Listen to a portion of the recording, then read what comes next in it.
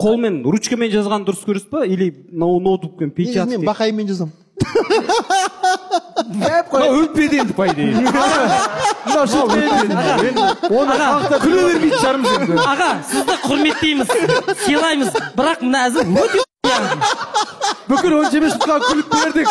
Шайкалар ұшып жатыр. Қазақ айтады ғой. Қазақ айтады. Абай нағыл дейді, білмейсіңдер. Тупой. Өз мойындаңдар. Омар аға. Омар екен. Омарчик. Омар ағаның жазын қызылға бояп жіберді, Омарчик деп. Сәл құлағына сырға тағып жіберді. Иә, мынау енді әзізің жарасы атаңмен ойна дейді ғой. Иә. Рахмет. Сосын тағы да бір мақал бар. Өлетін бала молаға қарай жүгіреді.